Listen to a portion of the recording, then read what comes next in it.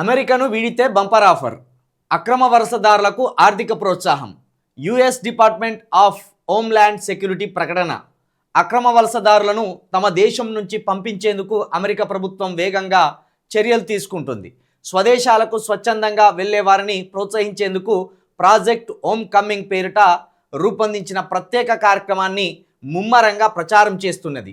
దీనిలో భాగంగా దేశాన్ని వీడే వారికి భారీగా ఆర్థిక ప్రోత్సాహం అందించనున్నట్టు ప్రకటించింది.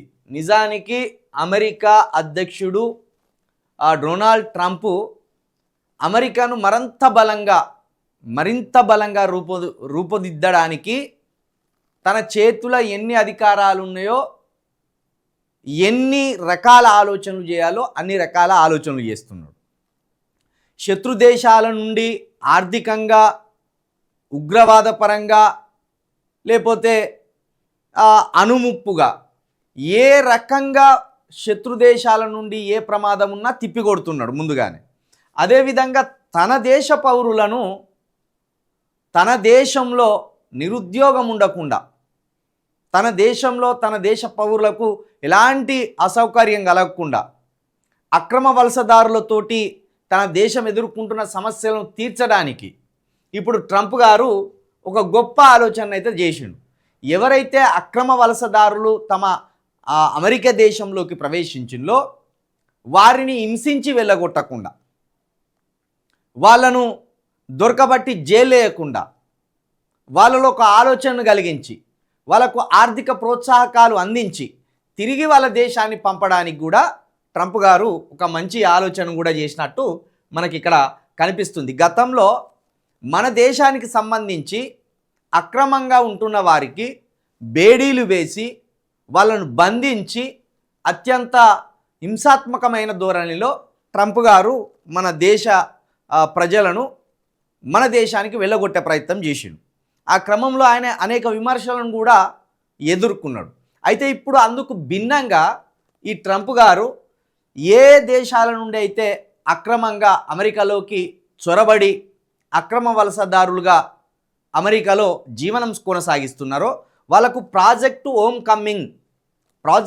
కమింగ్ పేరుతోటి ఆర్థిక ప్రోత్సాహం ఇచ్చి మరి వాళ్ళ దేశానికి సాగనంపడానికి అగ్రరాజ్యం ఆలోచన చేయడం నిజంగా ఇది శుభ పరిణామం. అదేవిధంగా మన దేశంలో కూడా చాలామంది పొద్దున లేస్తే మాట్లాడుతుంటారు. ఉదాహరణకు రోహింగ్యాలు అక్రమంగా మన దేశంలో ఉంటున్నారు అని మన బత్తాయిలు ఎప్పటికప్పుడు ఒక విద్వేషాన్ని వెలగక్కుతారు. మరి రోహింగ్యాలు ఇక్కడ అక్రమంగా ఉన్నప్పుడు వాళ్ళను గుర్తించి వాళ్ళ దేశానికి పంపవలసింది ఎవరు? ఈ బత్తాయిలు ఏరి కోరి ఎన్నుకున్న మోడీ గారు. మరి మోడీ గారు ఏం చేస్తున్నారు? ఒట్టిగా కాలం టైంపాస్ చేస్తున్నాడా? ఇప్పుడు అమెరికా అధ్యక్షుడు ఆర్థికంగా ప్రోత్సాహం అందించి మరి వాళ్ళ దేశం నుండి అక్రమ చొరబాటుదారులను వెనక్కి పంపిస్తున్నాడు. ఇక మనోళ్ళు తెల్లారి లేస్తే ఒర్రుడు, తిట్టుడు, కొట్టుడు, బూతులు జారుడు ఇవే పనిగా పెట్టుకుంటారు మన బత్తాయిలు.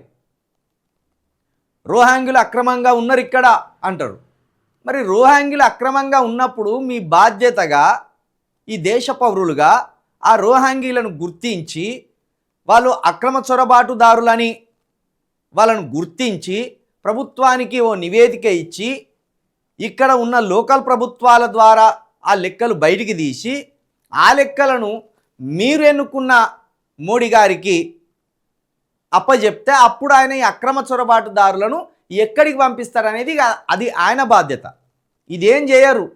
తెల్లారు లేస్తే అక్కడ దొంగలు ఉన్నారు, ఇక్కడ దొంగలు ఉన్నారు, వాడు దొంగతనంగా దేశంలోకి వచ్చిండు, వీడు దొంగతనంలో దేశంలోకి వచ్చిండు అని మాటలు చెప్పి పూటలు గడపడం తప్పించి ఒక్కరిని దొరకబట్టరు, దేశం దాటి మళ్ళీ వాని దేశానికి పంపించరు.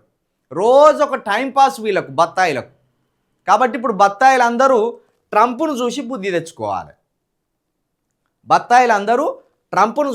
తెచ్చుకోవాలి. అదేవిధంగా మోడీ గారు కూడా ఇక్కడ ఎవడైతే అక్రమంగా వలసదారులు ఉన్నారో భారతదేశంలో ఆ అక్రమ వలసదారులను తప్పకుండా గుర్తించి వాళ్ళ దేశాలకు నువ్వు ఒట్టిగానే పంపిస్తావా, నగదు ఇచ్చి పంపిస్తావా, బెదిరించి పంపిస్తావా అనేది కూడా మోడీ గారు ఆలోచించుకోవాలి.